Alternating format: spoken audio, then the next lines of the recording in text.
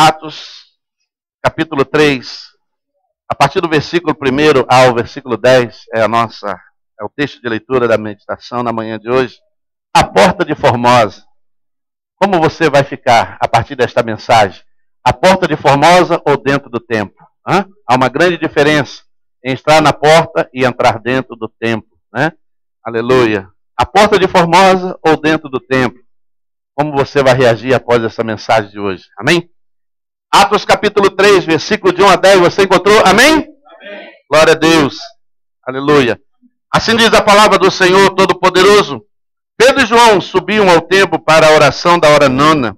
Era levado um homem coxo de nascença, porque não opunham diariamente à porta do templo chamado Formosa, para pedir esmolas aos que entravam. Versículo 3. Vendo ele a Pedro e João, que iam entrar no templo, implorava que lhe dessem uma esmola. Pedro, fitando juntamente com João, disse: olha para nós. Ele os olhava atentamente, esperando receber alguma coisa. Pedro, porém, lhe disse: não possuo nem prata, nem ouro, mas o que tenho, isso te dou. Em nome de Jesus Cristo Nazareno, anda. E tomando-o pela mão direita, o levantou imediatamente. Os seus pés e o tornozelo se firmaram, de um salto e se pôs em pé. Passou a andar e encontrou com eles no templo, saltando e louvando a Deus. Viu todo o povo a andar e a louvar a Deus. E reconheceram ser ele o mesmo que esmolava, assentado à porta de Formosa do templo.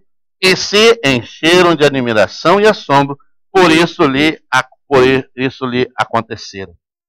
Oremos. Senhor Deus e Pai, nós oramos e te agradecemos pela tua palavra lida na manhã de hoje. Então somente queremos que o Senhor derrame sobre nós a tua graça, sabedoria, unção, poder e autoridade, para que através do teu Espírito Santo a tua palavra seja ministrada ao nosso coração nessa manhã.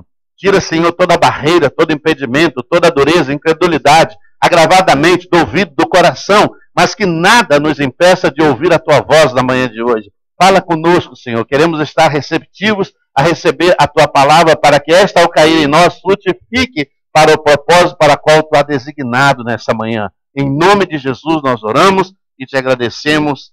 Amém. Aleluia. Glória a Deus. Aleluia. A vida é a arte de constantes conquistas, desafios, objetivos por serem alcançados.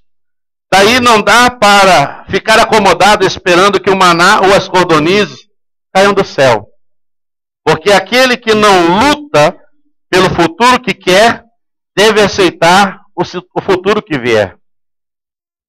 Batalhar para realizar os seus sonhos e projetos, vivendo o melhor daquilo que Deus ha planejado para a sua vida. O que me chama a atenção no texto que nós lemos nesta manhã era a situação desse homem. O homem que nasceu com um problema, com uma enfermidade, com uma debilidade, e que acomodou-se. Ele acomodou-se àquela situação e aceitou que todos os dias alguém o levasse e o colocasse na porta do templo. E ali ele ficava a pedir a esmola daqueles que entravam ao templo. O que me chama a atenção, primeiramente, é a postura deste homem em aceitar, em acomodar-se. Há muitas pessoas hoje em dia que estão nesse sentido acomodadas. Elas não querem lutar pelos seus sonhos, elas não querem lutar pelos seus objetivos, elas não querem lutar para crescer, para ter uma vida melhor. E muitas das vezes se acomodam, aceitam a situação em que estão vivendo. E isso não é o que Deus tem preparado para mim e você. Deus quer que a gente cresça, Deus quer que a gente possa ser abençoado. A Bíblia diz que Ele veio para dar a mim e a você bênção e vitória. E não somente isso, mas para que nós tenhamos vida e vida em abundância. E quando se fala em vida abundante, é em todos os sentidos. Deus quer que você seja uma pessoa abençoada, bem-aventurada e feliz na sua casa, no seu matrimônio, na sua vida profissional, na sua vida emocional, financeira, na sua vida em todos os sentidos. Mas o que acontece é que muitas das vezes nós nos tomamos como este homem e aceitamos viver uma condição que nos é muito cômoda. E Deus não quer isso. Eu fico a pensar que assim como esses homens que levaram esse homem coxo durante tantos dias para colocá-lo na porta do templo, nunca ninguém teve a coragem de levá-lo para dentro do templo, para a presença de Deus. E por que isso? Porque muitas das vezes é mais fácil nós acreditarmos nas esmolas dos homens do que crermos no milagre de Deus. Muitas das vezes é mais fácil nós continuarmos aceitando as esmolas dos homens do que crermos no milagre de Deus. Um milagre que pode mudar a nossa vida. Esse homem, a partir desse encontro com Pedro e João, ele nunca mais foi o mesmo. A Bíblia diz que houve uma mudança radical. Houve uma mudança de forma poderosa, sobrenatural na vida dele. E é isso que Deus quer fazer na minha e na sua vida, em nome de Jesus. Você não pode dar-se por satisfeito, você não pode dar-se por acomodado, porque a acomodação acaba por se tornar um estilo de vida. O texto nos mostra isso de uma maneira muito clara. A acomodação, ela começa a se tornar um estilo de vida. Se você não luta por aquilo que você quer e se acomoda com aquela situação em que você está, por pior que ela seja, você vai ficar ali e dali não sai. E não é isso que Deus quer para nós. Deus quer que a gente saia da porta de Formosa, entre dentro do templo e seja abençoado, seja vitorioso, seja próspero. Amém? Mas em todos os sentidos. Quando nós falamos da palavra prosperidade, as pessoas associam essa palavra apenas a recursos econômicos, recursos financeiros, e não é isso. A palavra prosperidade quer dizer felicidade. Deus quer que eu e você sejamos felizes em todas as coisas que estamos nós envolvidos na nossa vida. Mas para isso é necessário que a gente saia da porta de Formosa. Para isso é necessário que a gente recuse as esmolas dos homens e busque o sobrenatural de Deus, o milagre de Deus. Deus não trouxe você a esse país com grandes oportunidades para você continuar vivendo a mesma vida adiante. Deus trouxe aqui porque quer fazer em você uma mudança. Deus quer fazer em você uma diferença. Quer fazer em você uma transformação. As pessoas que viram você sair de lá, ao olhar para você agora, onde veio você uma pessoa diferente. Deus trouxe você para isso. Aleluia. Mas eu não posso me contentar em apenas estar na terra das oportunidades e não usufruir das oportunidades que ela me concede. E achar que a vida que eu estou levando é boa. Ou seja, a acomodação acaba por se tornar um estilo de vida. Aquele homem adotou aquele estilo de vida. Não, eu me contento em estar aqui e receber as esmolas. E alguém que passa por aqui, Formosa era a porta principal que dava acesso ao templo. Então todas as pessoas, ao ir ao templo, passavam por aquele lugar, passavam por ali. Por isso o colocavam em lugar estratégico. E esse homem ficou ali anos e anos e anos e anos da sua vida. E há pessoas, às vezes, que não passam disso. Elas continuam, às vezes, como que caminhando em círculo, patinando. Elas caminham, mas não saem do lugar. E não é isso que Deus quer. Deus quer que você seja uma pessoa abençoada. Porque a acomodação, ela traz para nós o quê? A sensação que isso pode ser um sistema de vida adotado.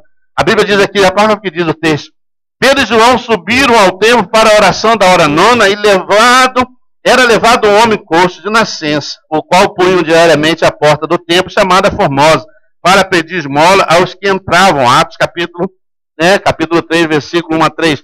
Vendo ele a Pedro e João, que iam entrar no templo, implorava que lhe dessem uma esmola. Aleluia! Esse homem adotou isso como um sistema de vida. Quando eu adoto isso como um estilo de vida, eu fico ali onde estou. E Deus trouxe você para muito mais. Amém? Deus trouxe você para fazer a diferença. Aleluia! Deus trouxe você aqui para você aprender, para você se instruir, para você se equipar e ser uma ferramenta poderosa na mão de Deus, onde quer que Ele leve você. Amém? Aleluia! Mas eu tenho que lutar por isso. Eu não posso ficar sentado esperando que as codornizes e que o maná e a codorniz vai cair do céu. Esse tempo já passou. Amém? Esse tempo era para o povo que estava peregrinando pelo deserto em direção a uma terra prometida. Não, pastor, mas lá naquele tempo Deus mandou as codornizes, Deus mandou o maná. Isso foi para aquele povo, né? Você quer aprender se fugiu a palavra agora, como dizem por aí, um ditado, é uma simpatia, né? Às vezes as pessoas botam muita coisa por aí no Facebook, aí tem uma simpatia um dia que diz: quer uma simpatia para ser alguém próximo? Levanta às 5 da manhã, toma um banho e vai trabalhar. É verdade, querido. A Bíblia mesmo diz: levanta o preguiçoso e aprenda com as formigas. Amém? Você já viu como é a formiga? Interessante a formiga, o processo dela? Ela trabalha todo o inverno duro, carregando as folhinhas dela para dentro do formigueiro. É no verão? Ah, perdão, é no verão. Tá certo. Ela trabalha o verão inteiro, né? O verão inteiro. Se fosse uma formiga carioca, ia estar na praia. Mas como não é? Né? A formiga trabalha o verão inteiro carregando tudo para dentro do formigueiro, tudo que ela pode. E você vê que é aquela filinha, né? Aquela filinha. Para quê? Para quando chegar o inverno, ela não tem como sair para buscar alimento, ela vai usufruir daquilo que ela armazenou. Na vida é a mesma coisa. Nós temos que aprender com exemplos da natureza. A formiga trabalha e trabalha duro, né? E você tem que fazer o mesmo. Não fique esperando que o maná vai cair, porque isso não vai acontecer. Você tem que lutar por aquilo que você quer. Você tem que ter plano, você tem que ter sonho, você tem que ter meta, objetivo. Trace um plano. Qual é o seu plano para o ano de 2015? O ano já está aí, nós já vamos entrar no 4º mês e quem sabe talvez você não tenha plano nenhum. Você não escreveu sequer uma linha, você não idealizou nada, você não focou em nada. Comece a pensar sobre isso. A vida passa e passa rápido. E o futuro que você quer, ele é construído hoje. Porque se você não construir o seu futuro, você vai ter que aceitar aquilo que vier. E não é isso que Deus quer. A Bíblia diz que Pedro e João, quando viram aquele homem a pedir a esmola, diz aqui a Bíblia, Pedro e João eram pessoas aqui. A Bíblia diz aqui o texto que Pedro e João subiam juntos ao templo na hora 9ª da oração. Existem pessoas que são proativas e estão sempre subindo novos degraus em suas vidas. Ou seja, Pedro e João, olha o exemplo de Pedro e João, eles estavam subindo ao templo. Pessoas proativas são sempre pessoas que estão sempre subindo novos degraus. Amém? Pessoa proativa é aquela que ela sonha, é aquela que ela luta, é aquela que ela busca, é aquela que idealiza, mas não fica só na idealização, ela luta para que aquilo aconteça. Amém? Aleluia! E Deus quer que nós saiamos. Deus não quer que você continue na porta de Formosa, mas Deus quer que o milagre dele aconteça hoje na sua vida.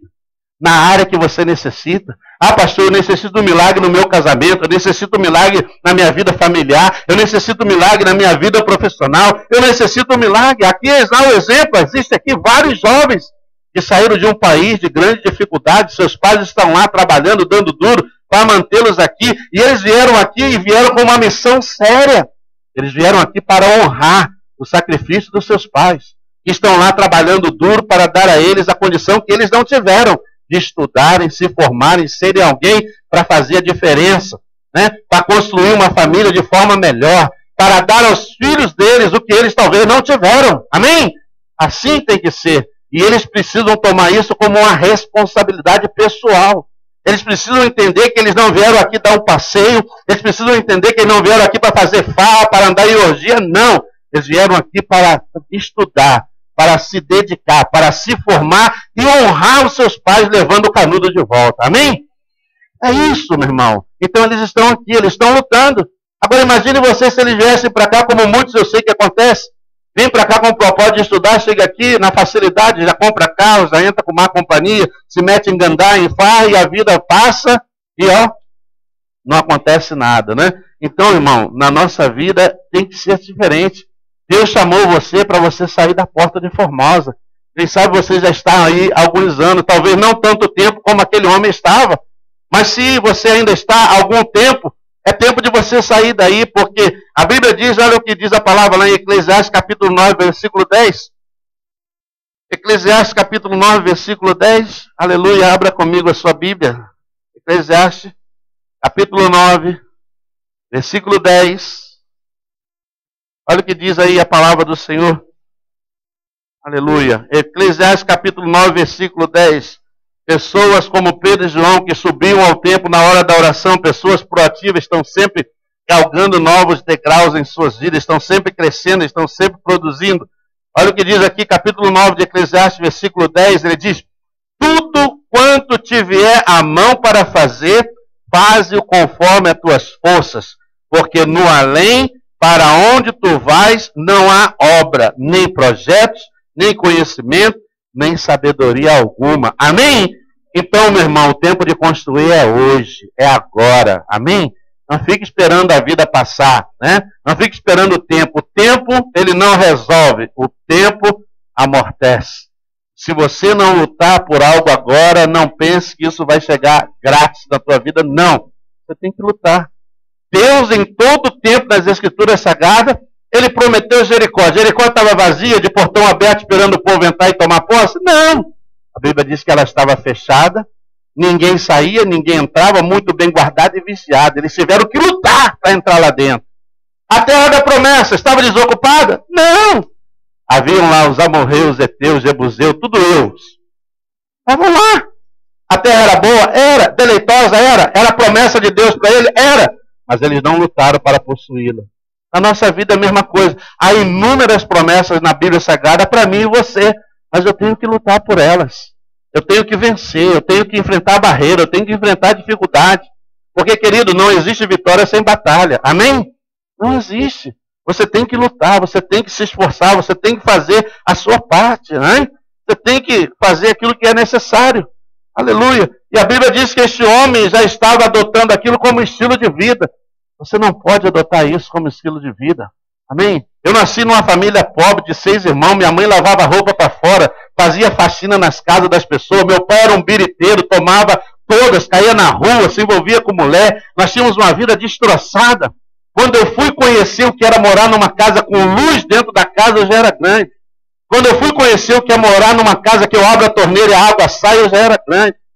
Eu morei em muitas casas sem luz, com luz de lampião, lamparina. Eu morei em muitas casas com água de poço, né?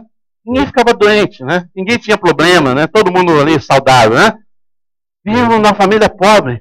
Mas eu me lembro que quando eu comecei a me entender por alguém, eu disse, um dia eu vou estudar, vou trabalhar e vou dar à minha mãe uma condição melhor de vida do que ela tem hoje.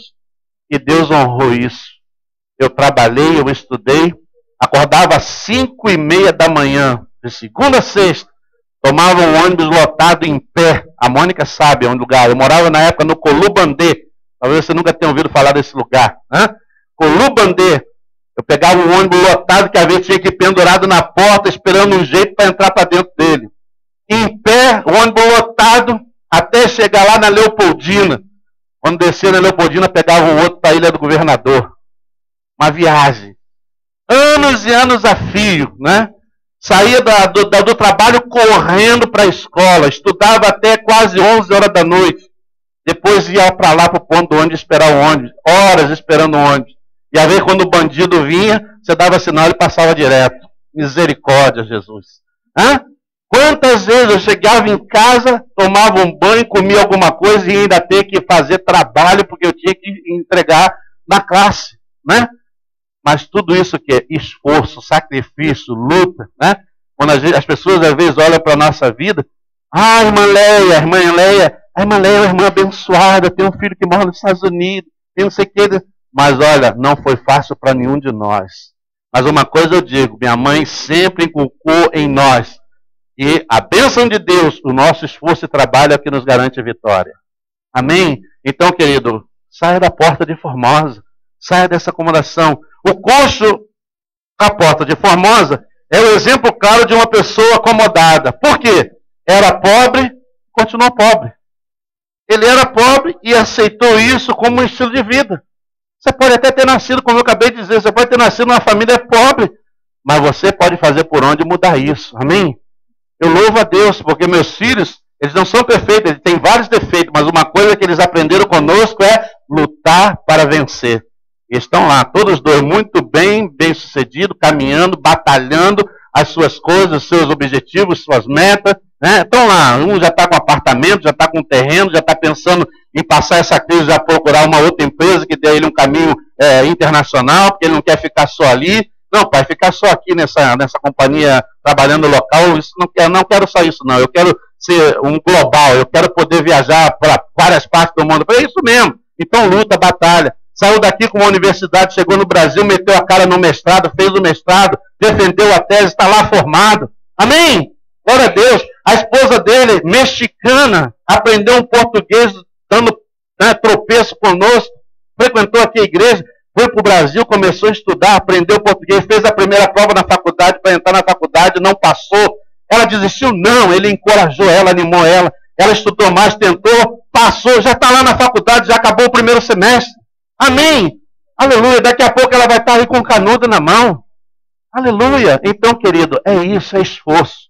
Não pense você que as coisas na vida vêm fácil. Não. Tem que lutar, tem que batalhar, tem que empenhar. Aleluia. Esse homem era pobre, aceitou isso como estilo de vida. Ficava fora do tempo, acomodado com a exclusão social. Tem gente que é assim, né? Eu nasci assim, vou viver assim, vou morrer assim. Que nada! Isso é coisa do diabo. Você nasceu, mas não quer dizer que você tem que permanecer. Você pode fazer a diferença. Amém?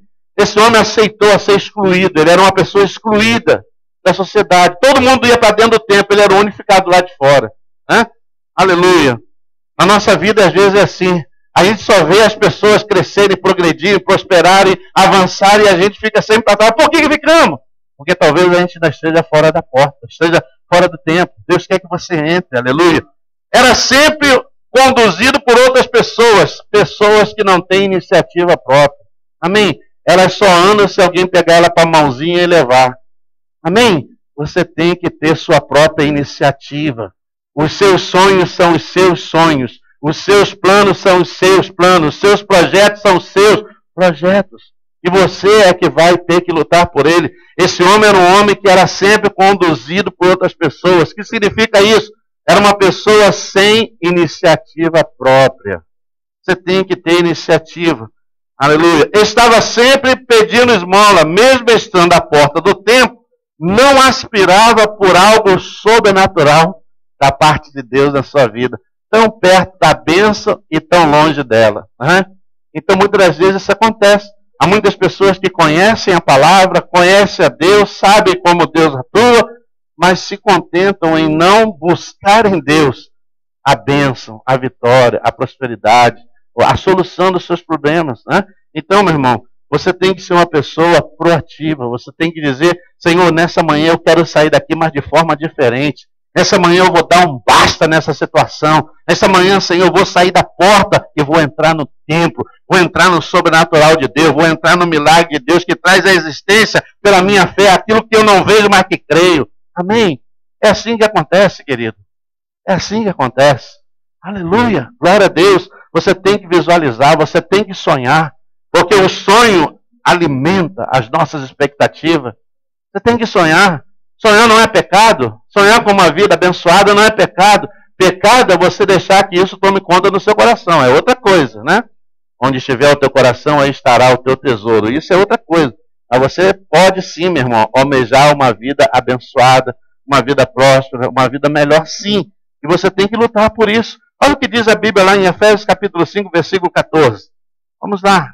Efésios capítulo 5.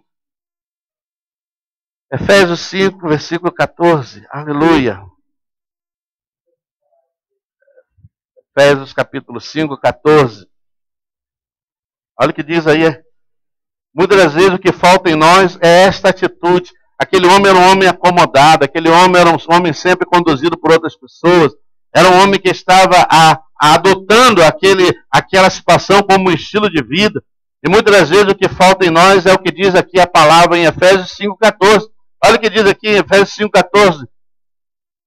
Pelo que diz as Escrituras, desperta, ó tu que dormes, levanta-te dentre os mortos e Cristo te iluminará. Amém? Desperta, querido. Sacode. Amém? Tem pessoas, às vezes, que elas têm que ser sacudidas, elas têm que ser despertadas para a realidade. Parece que veio no mundo de conto de fada.